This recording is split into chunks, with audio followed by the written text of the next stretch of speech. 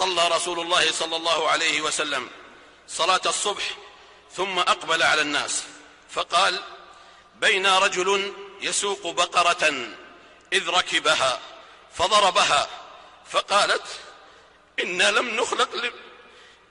لم نخلق لهذا، إنما خلقنا للحرث. فقال الناس: سبحان الله، بقرة تكلم؟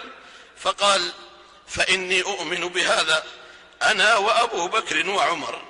الحديث رواه البخاري ومسلم واللفظ للبخاري. فانظروا يا رعاكم الله كيف أدركت هذه البقرة ما خلقت لأجله وهي حيوان أعجم. فهل يدرك بنو آدم لماذا خلقوا؟ وهل قدروا الله حق قدره؟ فمن أنطق هذه البقرة غير الباري جل شأنه. وقالوا لجلودهم: لم شهدتم علينا؟ قالوا: أنطقنا الله الذي أنطق كل شيء.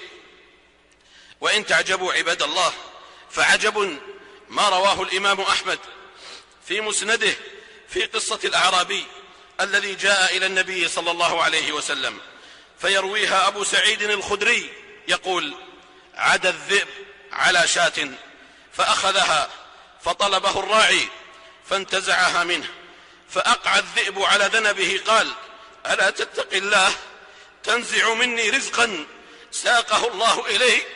فقال الأعرابي: يا عجبي، ذئب مقع على ذنبه يكلمني كلام الإنس. فقال الذئب: ألا أخبرك بأعجب من ذلك؟ محمد صلى الله عليه وسلم بيثرب يخبر الناس بأنباء ما قد سبق. قال: فأقبل الراعي يسوق غنمه حتى دخل المدينة وأتى النبي صلى الله عليه وسلم. الحديث. سبحان الله ولا إله إلا الله والله أكبر. ذئب يخبر بالنبي صلى الله عليه وسلم ويدل عليه وعلى دعوته. فماذا صنعنا عباد الله؟ ذئب قدر الله حق قدره، فأين نحن من هذا؟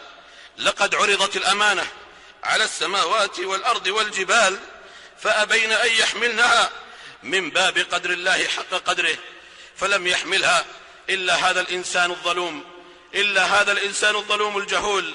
كل الخلائق قدرت الله حق قدره إلا بني آدم.